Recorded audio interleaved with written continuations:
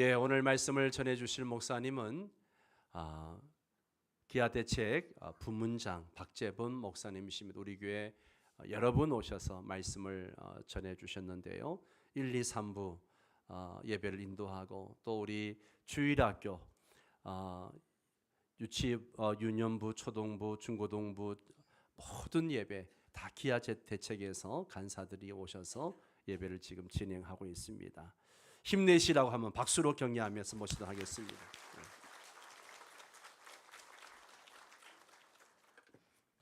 할렐루야. 명성교회를 오면 힘이 납니다.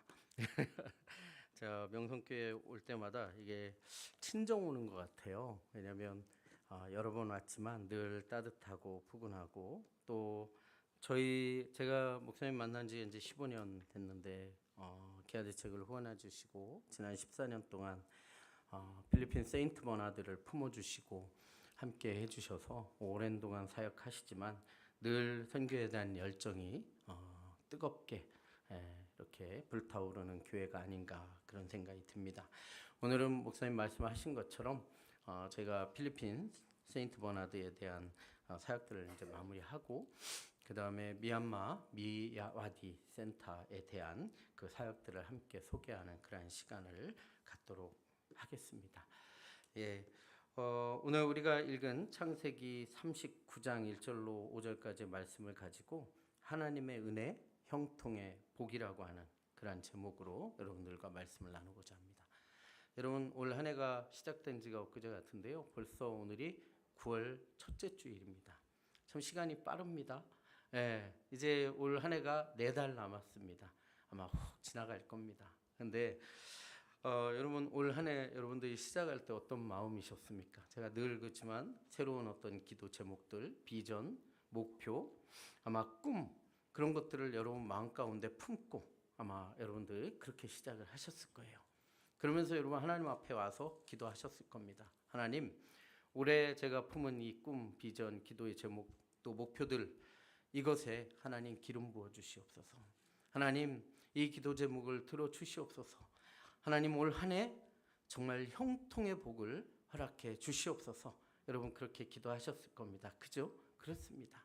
여러분, 우리는 늘 형통한 삶을 살아가길 원합니다. 여러분, 국어사전에 보면 형통이라는 게 어떻게 나왔냐? 형통은 내가 마음먹은 대로 계획대로 모든 일이 진행이 되는 것, 그것이 형통이라고 그렇게 이야기를 합니다.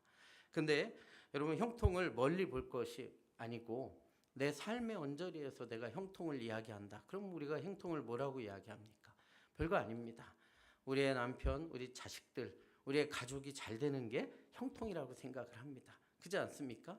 그래도 뭡니까? 우리 남편이 건강한 거 무엇보다도 그 형통이죠.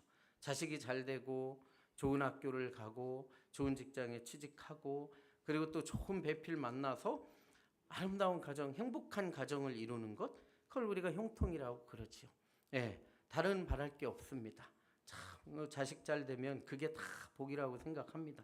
그리고 조금 더 나가면 올해 집을 좀 옮겨야 될 텐데, 집을 좀 더 나은 집으로, 조금 더 좋은 집으로 좀 옮겨야 되는데 그런 기도 제목도 있고요. 또 차도 하나 좀 바꿨으면 좋겠는데 뭐 그런 것도 우리가 잘 진행되면 다 형통이라고 그렇게 이야기를 합니다. 우리가 생각하는 형통은요, 우리의 삶의 조건, 여건, 환경, 상황이 지금보다 좀 더 나아지는 그러한 것들을 다 형통이라고 생각을 하는 거예요. 근데 우리가 성경을 보게 되면 우리가 생각하는 형통과 하나님이 말씀하시는 형통은 좀 다른 것 같다. 어쩌면 우리의 환경과 상황과 여건이 좋아지는 거 형통이라고 할 수가 있겠죠. 하지만 성경이 말하는 형통은 우리가 생각하는 형통과는 좀 다른 경우를 우리가 보게 됩니다. 제가 오늘 말씀을 좀 짧게 전하고 오늘 이제 세인트 버나드와 미얀마 미야와디 말씀을 드릴 텐데요. 저 말씀을 한번 같이 보겠습니다. 여러분, 우리가 형통하면 탈라쉬라는 뜻이에요. 성공하다는 또 정말 이 모든 것이 물 흐르듯이 잘 흘러간다. 이것이 형통이라고 이렇게 탈라시로 이 히브리어에는 이야기하고 있습니다. 근데 우리가 성경에서 형통의 아이콘 하면 누굽니까? 오늘 우리가 읽은 누구예요? 바로 이 요셉이 우리가 형통의 아이콘이라고 그렇게 이야기를 합니다. 그러면 요셉에 있어서의 형통은 어떤 형통이었나 우리가 보게 되는데요. 우리가 읽은 말씀 잠깐 보면요, 제가 이렇게 빨간색으로 좀 이렇게 마킹을 해왔습니다. 여러분, 저기서 맨 첫째 줄, 둘째 줄 여기에 빨간색으로 표시한 거 뭐 우리가 다시 한번 읽어볼까요? 자, 시작. 여호와께서 함께 하심으로 형통한 자가 되어. 그렇습니다. 여러분, 성경이 말씀하시는 형통은 뭐냐? 여호와께서 함께 하시는 것이 형통이다 라는 거예요. 믿으십니까? 그렇습니다. 어떤 상황과 여건과 조건이 아니라 여호와께서 함께 하신 것이 바로 형통이라는 거예요. 여러분, 우리가 유대인들의 이 교육법, 유대인들의 삶의 경전인 토라, 또 유대인들의 그 평생의 지혜 뭐예요? 탈무드. 그 다음에 또 뭐가 있습니까? 여러분, 유대인들의 교육법, 전 세계가 불허하고 그걸 도입하는 교육법이 뭐예요? 하브루타, 토론하는 방법이죠. 여러분, 이 교육법이나 이들의 삶의 경전이나 이게 다 내용의 핵심이 뭔지 아십니까? 무엇을 가르치는 줄 아십니까? 6월절이면 유대인들이요, 가족들을 다 데리고 광야에 가서 텐트 치고 거기서 무교병을 먹으면서 그 옛날 유교절을 기념하는 거예요. 그러면서 그들에게 가르치는 그 가장 핵심이 뭔지 아십니까? 여호와 하나님께서 우리 이스라엘 민족과 어떻게 함께해 오셨는가, 이것을 가르치는 게 바로 그들의 핵심인 거예요. 여러분, 그게 그들의 삶의 경전 토라고, 거기에서 하나님께서 이스라엘 민족에게 지혜를 주었던 것이 탈무드고, 하나님께서 우리와 함께 하신 것이 어떤 것인가를 해석하고 토론하는 것이 바로 하브루타였다는 거예요. 유대인들은 그렇게 살았다는 거예요. 그래서 여러분, 우리가 우리의 삶의 조건, 환경, 형편이 우리의 형통의 조건이 아니라 여호와께서 함께 하심으로 형통한 자가 된다는 것입니다. 여러분, 그렇습니다. 그게 어떻게 나오냐? 그 뒤에 우리가 읽지 않은 구절에 나오는 거예요. 참 기가 막히고 희한하고 아이러니한 이 구절이 뒤에 나옵니다. 여호와께서 요셉과 함께 하심으로 그가 형통한 자가 되어, 그 뒤에 보면 그의 주인 애굽 사람의 집에 있으니. 참 아이러니하죠. 여러분, 형통했다는 건 뭔가 잘 되고 잘 되어져 나가는 건데, 여기 보면 희한하게 그의 주인 애굽 사람의 집에 있다는 거예요. 뭐예요? 종 살고 있는 거예요. 여러분, 혹시 여러분들이 종 살고 있다, 지금은 종이라는 개념이 없지만 종 살았다, 그러면 여러분, 종 사는 게 형통한 건가요? 아니라는 거죠. 여러분, 근데 이 종이 어떻게 된 종이에요? 참 기가 막히게 종이 된 거예요. 여러분, 이 야곱은 12명의 아들이 있었죠. 12명의 아들 중에 이 요셉은 11번째 아들이에요. 야곱이 정말 사랑했던 여인 라헬의 아들이에요. 그런데 그 아들, 11번째 아들을 특별히, 이 사실은 여러분, 우리가 뭐 열 손가락 깨밀어도 안 아픈 손가락이 없다, 다 똑같다 하는데 그 거짓말이래잖아요. 근데 그걸 증명하는 거예요. 사실은 여러분, 야곱의 아들이 12명이 있는데 특별히 11번째 아들 이 요셉을 요즘 말로 애정한 거예요. 편애하고 자색 옷을 입히고, 사실 똑똑했던 것 같아요. 그래서 나머지 11명의 그 형제들을 좀 관리하고 매니지하는 그런 일을 맡긴 거예요. 막내 같은 아이한테. 그렇게 애정하고 편애하니까 형제들이 좋아했겠어요? 안 좋아했겠어요? 싫어했겠죠. 싫어했는다가 자꾸 하나님이 요셉한테 꿈을 주시는 거예요. 꿈을 꾸게 하시는 거예요. 일어나면 맨날 꿈 얘기를 하는데 기분 나쁜 얘기예요. 형제들이 듣기에는. 자기한테 다 형제들이 와서 맨날 절한다는 거예요. 해와 달과 별이 돼가지고 뭐 절하지 않나, 볕단이 돼가지고. 그러니까 이게 하루 이틀이지 막 마음에 기분 나쁜 게 이제 쌓였단 말이에요. 그런데 어느 날 형제들이 양을 치러 가고 저기서 일하러 가는데 아버지가 보냈잖아요. 심부름을 보냈단 말이에요. 아마 도시락도 좀 챙겨서 보냈겠죠. 그래서 갔다 오라고 했는데 형제들이 저기서 언덕에 넘어오는 걸 요셉을 보고 어떻게 했습니까? 뭐라고 그랬어요? 야, 꿈꾸는 자가 오는도다 이랬는데 성경에 꿈꾸는 자가 오는도다 이렇게 했겠어요? 저 꿈쟁이 오네 저거. 저거 요셉 저거 아주 그냥 저 징글징글한 거 저거 또 오네. 저 우리 또 와가지고 뭐라고 하려고 오는 거 아니야? 그런데 이 사람들이 이 마음의 약함을 품게 되었죠. 어떻게 했습니까? 죽이자. 저거 하나 없어져도, 우리 형제가 12명인데 저거 하나 없어져도 괜찮아. 저거 때문에 맨날 힘든데 저거 죽여버리자, 이런 거 아닙니까? 그래서 어떻게 했어요? 죽이려고 붙잡아가지고 옷 다 뺏기고 그랬는데 르우벤이 야 그래도 죽이면은 그렇지 않니? 우리 손에 피를 묻히지 말자. 그래서 어떻게 했어요? 구덩이에다 빠쳤어요.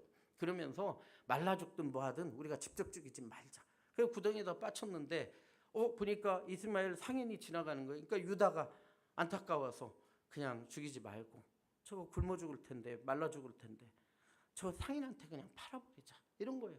그래서 상인한테 팔려가지고 다시 또 팔려가지고 미디안 사람한테 팔리고 해서 결국은 어떻게 했어요? 이 애굽의 친위대장인 보디발 집안의 종으로 온 거예요. 할렐루야. 여러분 이게 형통한 겁니까?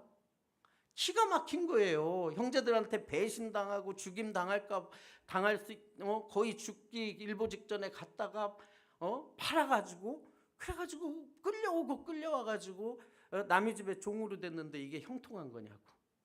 근데 여러분 여호와께서는 하나님은 지금 이 상태가 정말 보기 안 좋고 어려운 상태지만 하나님의 계획 가운데 있기 때문에 하나님과 함께함으로 여호와께서 함께함으로 그가 형통한 자가 되었다는 것입니다. 여러분 우리가 살다 보면 별일이 다 있습니다. 생각지 않은 일도 있어. 강도 만난 것 같은 아픔도 있어요. 여러분 그렇지만 여러분들이 무엇을 바라보느냐가 중요한 거예요. 여러분 우리 찬양도 있잖아요. 사람을 보고 세상을 보면 만족감이 없는 거예요. 그 사람은 크리스찬으로 살지만 죽을 때같이 만족감이 없고 감동이 없고 감사가 없게 사는 사람들이 있어요. 하지만 정말 어렵게 살고 힘들게 살지만 늘 감사하고 기쁨이 넘치고 하나님 앞에 정말 기쁨으로 나오는 사람이 있어요. 왜 그럴까요? 그 중심에 누가 있느냐가 되게 중요하다는 거예요. 바라기는 우리 사랑하는 명성교회 성도 여러분 하나님과 함께 하십니까? 여호와께서 함께 하십니까? 믿으십니까? 여러분 형통한 자인 줄 믿으시기 바랍니다. 여러분 정말 여호와께서 함께함으로 형통한 자가 되기를 축원합니다. 여호와께서 함께 하심으로 형통한 교회가 되기를 축원합니다. 그렇습니다. 두 번째 제가 시간이 없어서요. 두 번째는요. 요겁니다. 뒤에 밑에 크게 한 거기 빨간색을 한번 다시 읽어봅시다. 자 시작. 여호와께서 위하여 복을 내리심으로 여호와의 복이 모든 소유에 미칩니다. 여러분 그렇습니다. 두 번째 형통은 무엇이냐? 하나님의 은혜가 하나님의 복이 하나님의 생명이 우리를 통해 나를 통해 이 땅에 거침없이 흘러가는 것이 바로 형통이라는 거예요. 믿으십니까? 그렇습니다. 여호와께서 요셉을 위하여라고 하는데 이 위하여라는 것은 히브리어의 무슨 뜻이냐? 갈랄이라고 하는 단어입니다. 이 갈랄은요 단지 위하여는 기본이에요. 위하여라는 의미만 있는 게 아니라 뭐가 있냐? 뭐뭇으로 인하여, 뭐뭇 때문에, 뭐뭇으로 기인하여 이런 뜻이 있다는 거예요. 뭐뭐를 통하여 이런 뜻이 있다는 거예요. 그럼 읽어보면 여호와께서 요셉을 인하여, 요셉 때문에, 요셉으로 말미암아 복을 내리셨다는 거예요. 여러분 우리 크차는요 우리만 복받는 존재가 아니라 우리를 통해 예수 그리스도의 피 묻은 복음이 우리를 통해 흘러가는 것이 하나님의 형통인 줄 믿으시기 바라요. 우리의 은혜가 우리의 선한 영향력이 우리를 통해서 흘러가는 것이 바로 하나님의 형통의 복이라는 말입니다. 그렇기 때문에 여러분 우리 명성교회 저는 다른 건 모르겠어요. 하지만 지난 14년 동안 세인트 버나드의 그 정말 죽어가는 정말 산사태가 나서 그 정말 오갈 데 없고 고통 가운데 있던 아이들에게 생명을 나누고 그들의 삶의 여건을 허락해 주시고 그들이 대학을 갈 수 있도록 교육을 해주시고 먹을 걸 먹여주시고 새로운 꿈과 비전을 품게 해주신 그 하나님의 선한 영향력을 흘러보낸 이 명성교회는 반드시 하나님 앞에 형통한 교회인 줄 여러분 믿으시기 바라요. 저는 그렇게 믿습니다. 여러분 보십시다. 여러분 보면 우리 저 세인트 버나드 2006년도에 산사태가 났어요. 저 한 800m 되는 산인데 여러분 한 2주 동안 비가 오다가 이 땅이 물러졌는데 지진이 살짝 났더니 그냥 쏟아져 내린 거예요. 여러분 몇 번 보신 분도 있지만 저 밑에 마을이 있는데 저 마을보다 훨씬 큰 마을이 저 위에 있었단 말이에요. 근데 한 3,000채 집이 사는 그 마을이었는데 이게 쏟아져 내리면서 한 40m가 넘는 거대한 무덤이 된 거예요.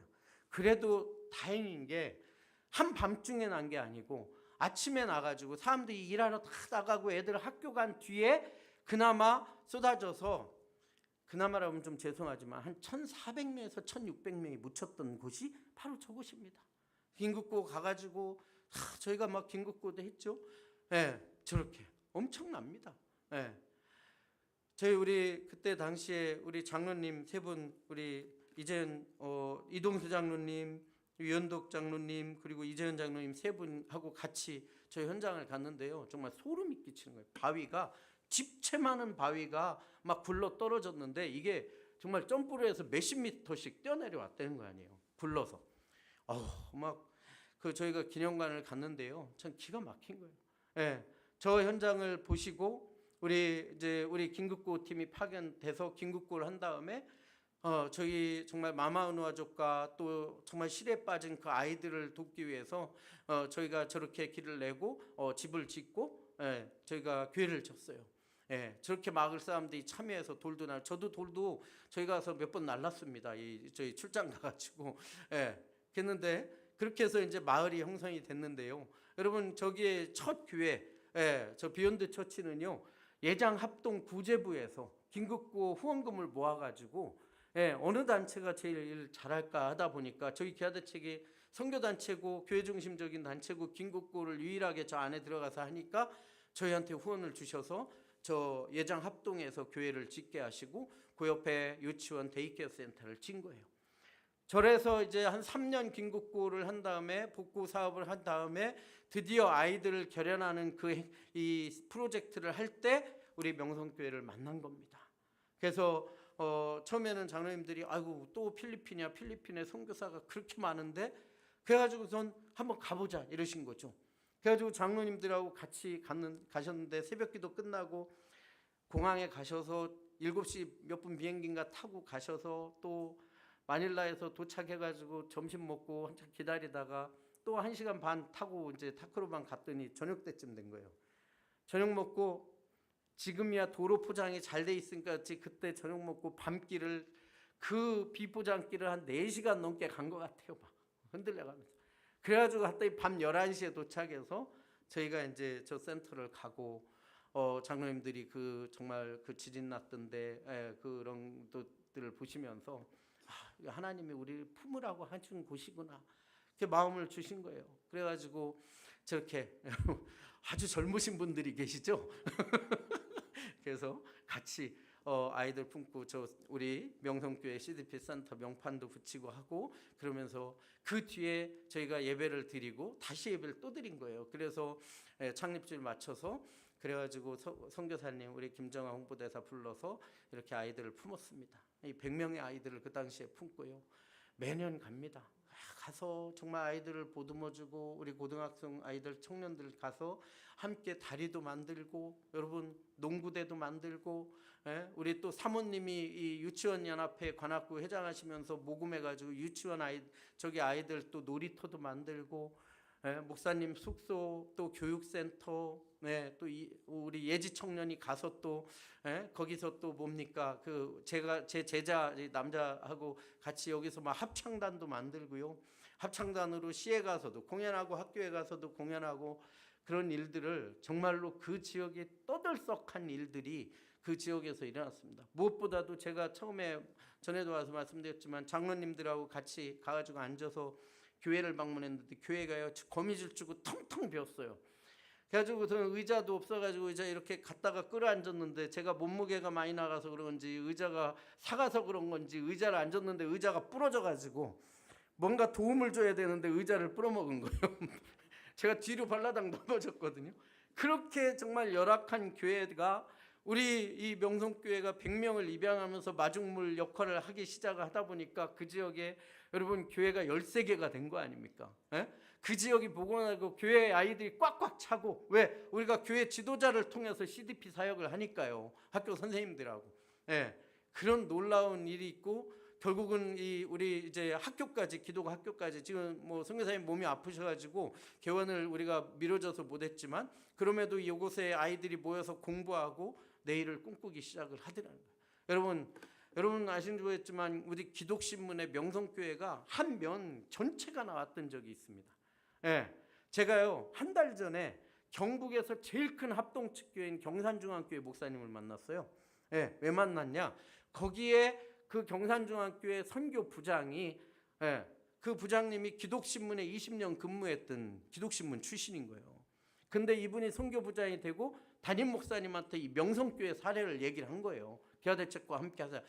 그래서 담임 목사님이 저를 부르셔가지고 만나고 이걸 좀 우리도 했으면 좋겠다. 그래가지고 제가 9월 28일 날 올해 이번 달 마지막 토요일 날 경산중앙교회가 경북에서 제일 큰 교회예요. 대구 동신교회는 대구에서 제일 큰 교회고 출석 성도가 한 6, 7천 명 되는데 이번에 여러분 세밭이라고 있죠. TV에서는 세상을 바꾸는 시간. 이번에 경산중앙교회가 선교를 바꾸겠다고 선밭이라는 걸 합니다. 선교를 바꾸는 시간에서 저를 초청해서 기아대책위 사역과 명성교회 사례를 소개해 달라는 거예요. 여러분 명성교회가 그런 교회입니다. 할렐루야. 그래서 저렇게 크게 나왔던 거예요. 여기 옆에 여러분 신림중앙교회라고 양지병원 옆에 있던 교회가 우리 명성교회가 이걸 하는 걸 보고 우리 교회도 해봤으면 좋겠다 해서 3년 후에 해가지고 라오스를 품었잖아요.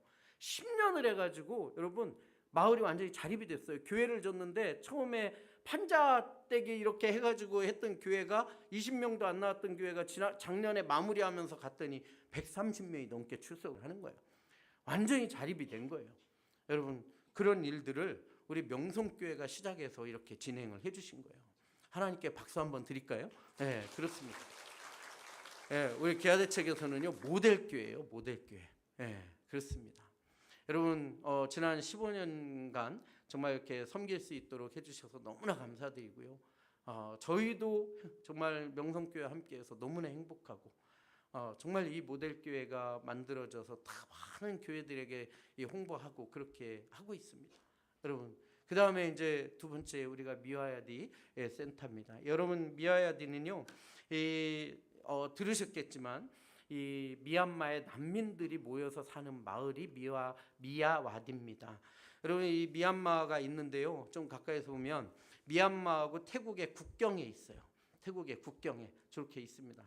여러분 미얀마는 옛날에 우리나라에게 쌀을 지원해 줬던 나라예요. 옛날 우리가 못 먹고 못 살 때 보릿고개 있을 때 거꾸로 우리한테 쌀을 줬던 알람미를 줬던 그런 곳입니다. 근데 지금은요 여러분 이 미얀마가 참 안타까운 게요.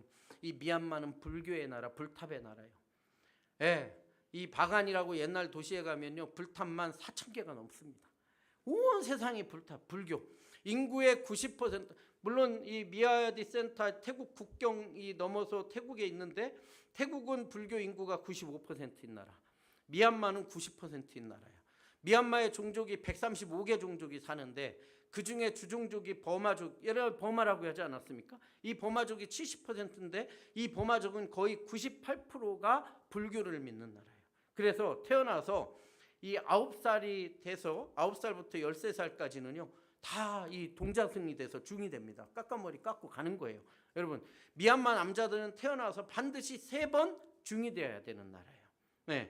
근데 이게 재밌는 게요. 우리 아이들이에요. 저 아이들이 이 미얀마에 있는 또 다른 선교사님이 사역하는 데인데 저렇게 동자승이 돼가지고 아침에 낮에는 가서 불교 학교에 가서 불교 중이 되어서 불자처럼 해요. 근데 오후에는 우리 센터에 와서 방과후 교실을 해. 그리고 우리가 나눠주는 간식을 먹고 성경 공부를 하고 집에 가는 거예요. 기도하고.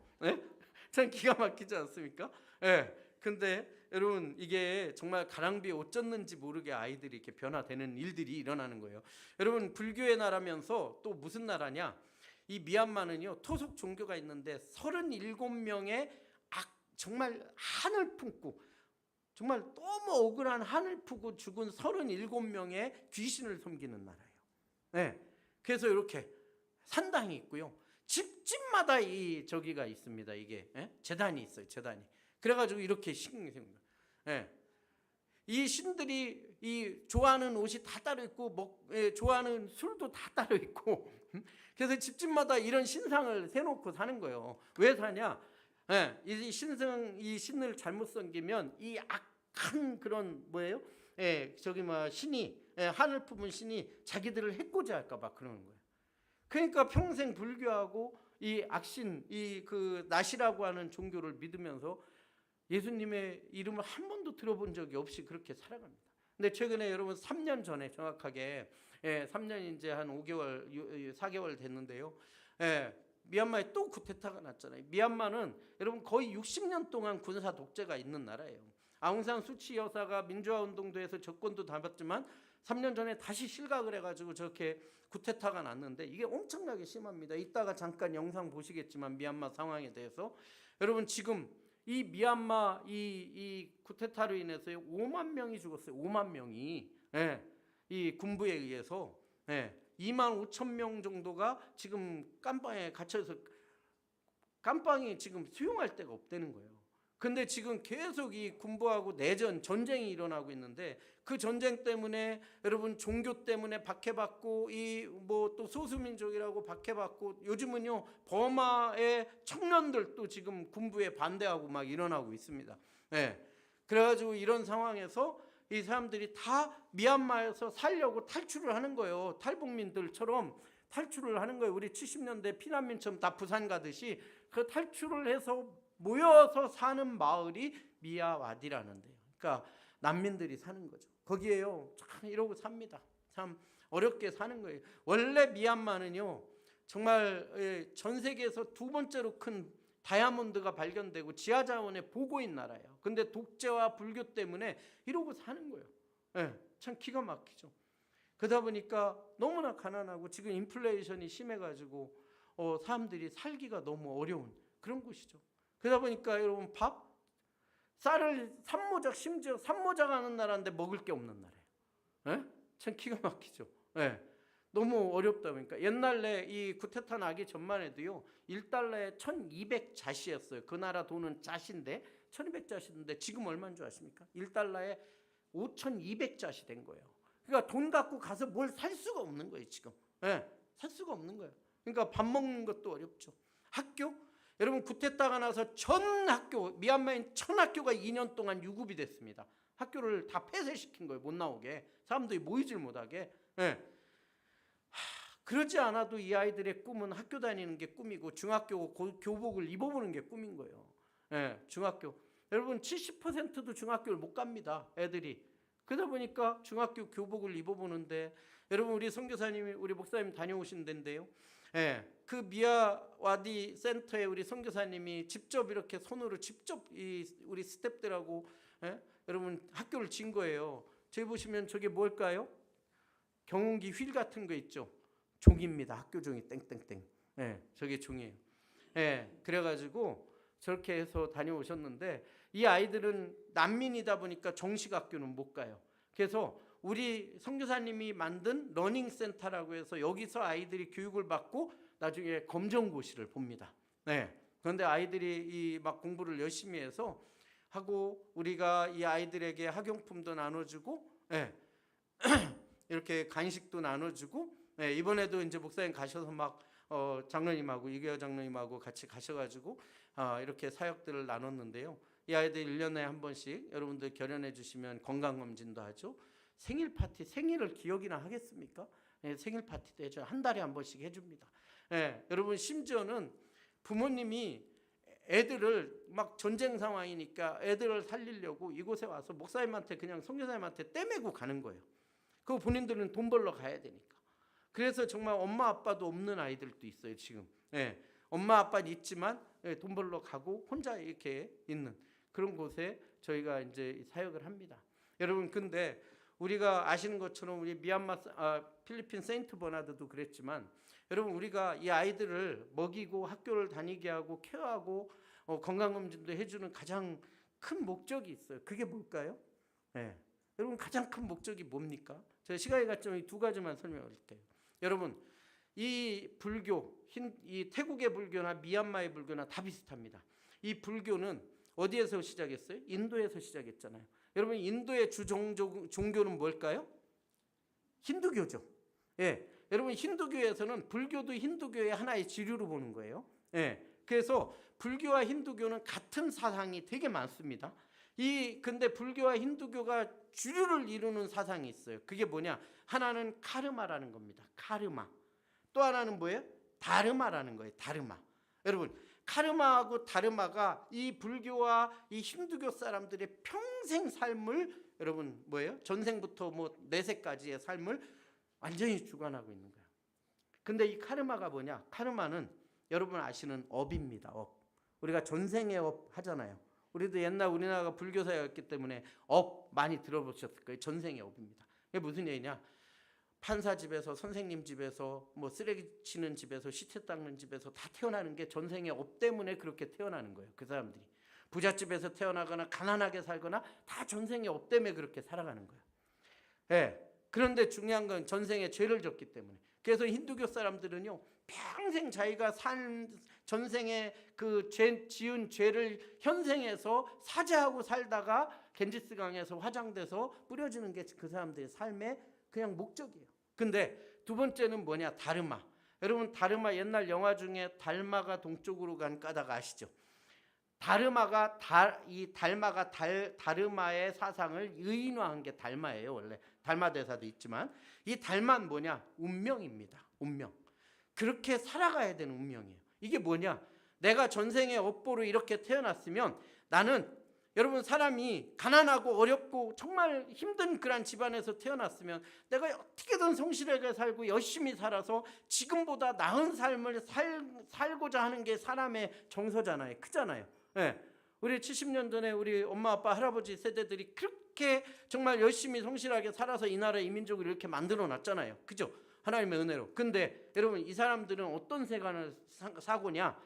내가 전생의 업보로 이렇게 태어났잖아요. 그러면 내가 예를 들어서 시신을 닦는 장의사가 나쁜 게 아니에요. 시신을 닦는 직업이다. 그러면 그 직업에 충실하게 살아야 내세에서 또 좀 더 나은 삶을 태어나는 거예요.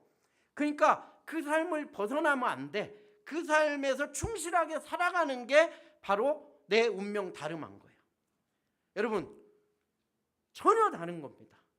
유대인이나 기독교인들의 교육법은요, 하나님께서 우리를 사랑하셔서 주님 안에서 성령이 우리 안에 있으면 우리가 새로운 꿈을 꾸고 새로운 변화를 가지고 우리 같이 힘들고 어렵고 아픈 삶을 살지만 우리 같은 사람도 하나님이 우리를 사랑하셔서 예수 그리스도 안에서 얼마든지 변화된 삶을 살 수 있다고 하는 것.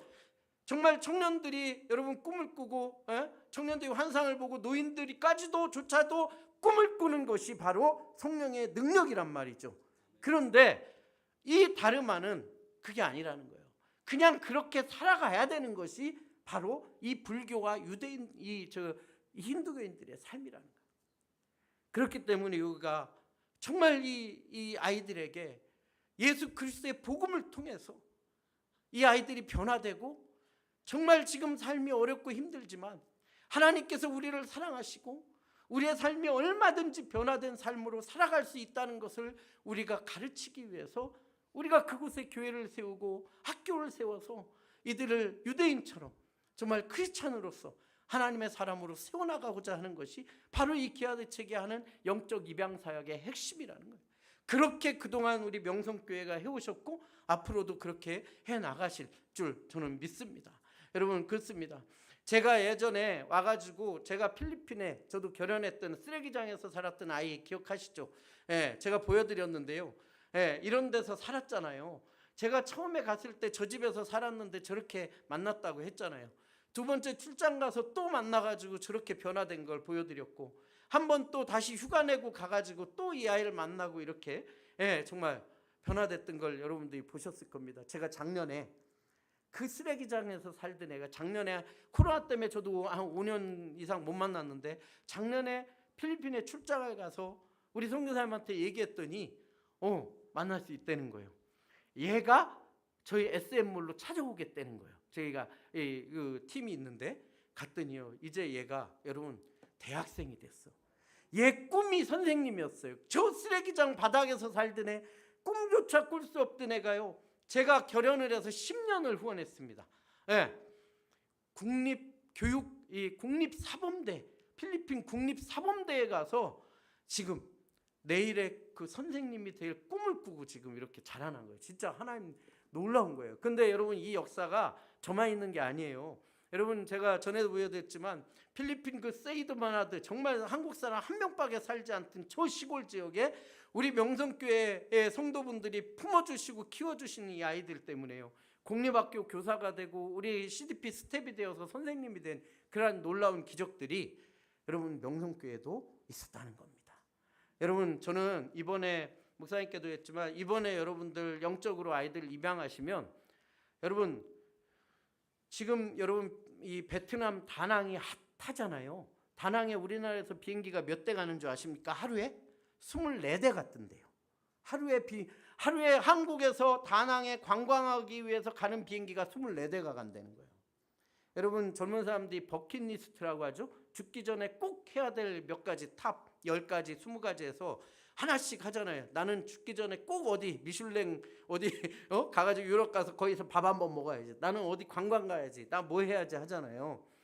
여러분 저는 여러분들한테 말씀드리고 싶은데요. 이번에 이 태국 가기 쉽습니다. 미와야디 센터 입양하시면요. 꼭 여러분들 내가 죽기 전에 우리 명성교회에서 품은 아이들, 내가 품은 아이, 우리 명성교회에서 선교하는 그 선교지에 한번 내가 가보겠다. 그런 꿈을 여러분 한번 도전을 가져보십시오. 왜 전 세계 놀러 관광은 다 가는데 우리 교회가 선교하는 이 마을은 왜 내가 가고자 하는 마음이 없냐는 거예요. 여러분 금방 갑니다. 그래서 여러분 내년, 내후년 여러분 기회가 되실 때마다 여러분 기도하시면서 한번 가십시오. 그래서 여러분 저 밑에 우리가 99명의 아이들을 데리고 왔는데 사진을 왔는데 여러분 그냥 지나치지 마시고 여러분 품어주시고 좀 그래서 정말로 요셉과 같이 하나님께서 요셉을 통해서 여러분 하나님이 요셉과 함께해서 형통한 자가 되고 요셉을 위하여 요셉을 일하여 요셉 때문에 요셉으로 말미암아 복이 그 땅에 전해진 것처럼 우리 명성교회를 통해서 우리 성도분들을 통해서 정말 하나님의 은혜가 구속의 역사가 하나님의 놀라운 그 예수 그리스도의 피 묻은 생명이 그들에게 전해지는 형통의 복을 누리는 교회가 다 되시기를 주님의 이름으로 축원을 드립니다. 기도하겠습니다. 하나님 아버지 감사합니다. 오늘 명성교회 지난 14년 5년 동안 우리 아이들을 품고 기도하고 섬기고 그 아이들이 자라서 하나님 선생님이 되고 또 의사가 되고 그 지역의 지도자가 될 수 있도록 하나님 그렇게 흘러보내게 하신 그 사역 감사를 드립니다. 이제 우리 명성교회가 다시금 형통한 자 형통한 교회가 되길 원합니다. 하나님의 그 놀라운 우리에게 주신 그 하나님의 크신 은혜를 이제 다시 한번 이 태국 정말로 이 미얀마에서 종교와 삶과 생명을 부재하기 위해서 넘어온 그 난민과 같은 그 사람들에게 흘러보내길 원합니다. 하나님 저희에게 복 주시고 우리 명성교회를 인하여 명성교회를 통하여 명성교회로 말미암아 그 형통의 복이 흘러가는 그한 놀라운 은혜가 넘치는 우리 교회 되게 하여 주시옵소서. 감사드리며 예수 그리스도 이름으로 기도드렸나이다. 다시 한번 우리 목사님께 감사의 박수 드리겠습니다. 예.